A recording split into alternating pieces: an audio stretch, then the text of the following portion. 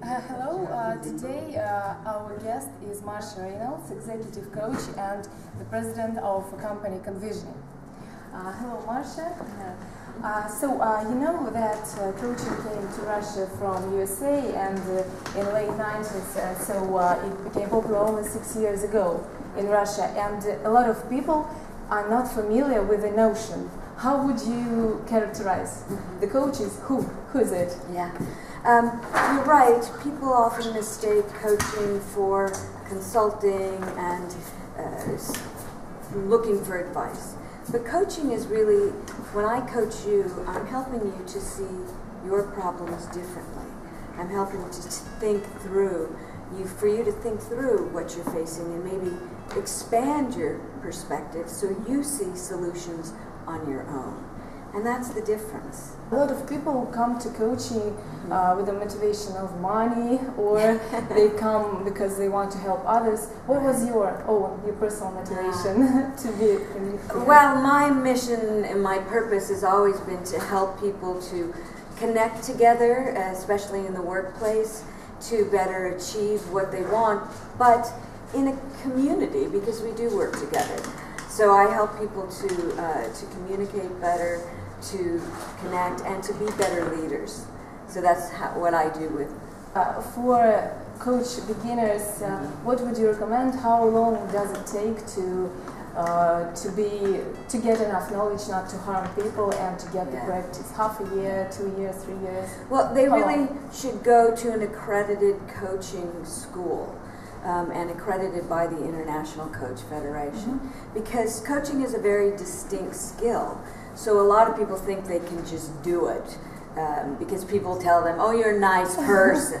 You're just the right person to do it. Okay. But like any education, if you want to be a therapist, you go to school for a number of years. So it would take from 1 to 2 years to truly learn how to do real coaching. And through an accredited school by the International Coach Federation, or one that's working on being accredited. So this federation, they have standards, because yesterday I heard on the colloquium that there are no standards in Russia, and it's so difficult to measure your result, whether it's good coaching. Well, there's standards of training and standards of results are two different things. Standards of training, like an accredited university, you know you're going to get good training. But results, there are definitely measured results to coaching. There's a lot of return on investment studies that have now been done, many of them in the US and Western Europe. But if you go to good training, you're going to be trained like those people, and so you'll be able to get good results that help people get better results as leaders, as what they want in their life. And so now it's very much been proven how effective coaching is. So you think everyone can be a coach, or it needs some skills before education, something in the inner world? What can it be? Well, yes, everyone can learn the skills of coaching, but there's certain values that you have to have. You have to have a true belief that people can achieve things on their own, that I believe you're totally whole and resourceful and I don't have to fix you. And you really have to care about people. You're not fixing them, you're helping them to achieve their fullest potential. So you have to have a true belief in the possibility in order to be able to coach. So, there are a lot of questions about the drawbacks of being a coach. Are there any drawbacks, some minus position that make people be afraid of it? Because advertising doesn't show this side. Should be afraid of being coached or being a coach. Yeah, afraid, like the drawbacks of this profession, like the money doesn't come often, or people can press on you or something like that. Okay. Well, one, it's a business that when you become a coach, you have to have what we call a stomach for business, because business is up and down, and it takes a year or two to develop a steady business. And a lot of people think, well, if I'm just a good coach, it'll happen. I'll be in demand. Right, but it takes a while to build your business, so you have to have a financial foundation and courage.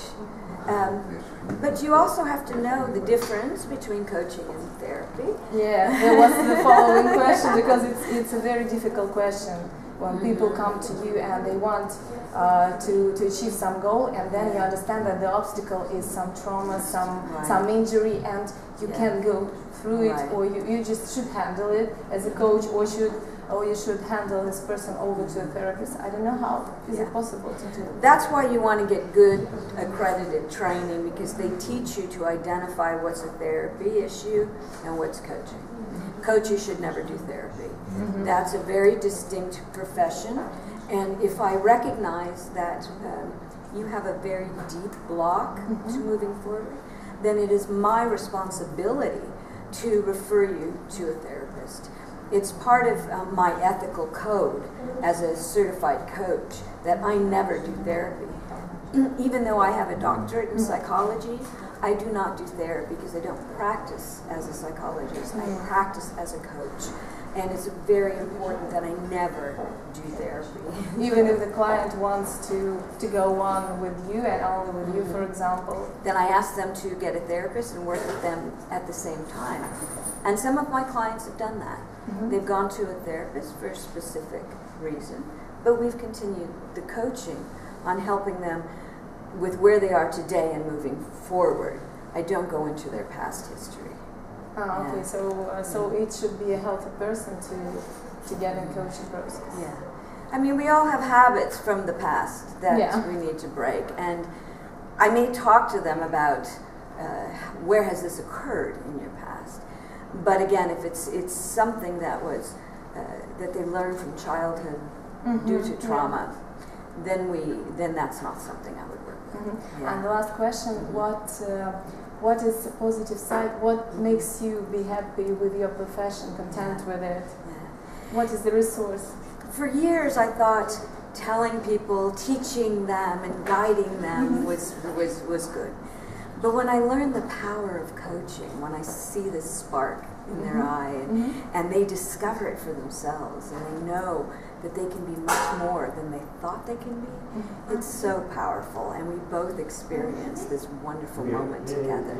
And there's nothing like it. So when I realized that, I knew that I would forever be a coach, even more than training or consulting, because it's much more important, much more profound for the person. Okay, thank you very much for an interview. Yeah. Thank you. Thank you.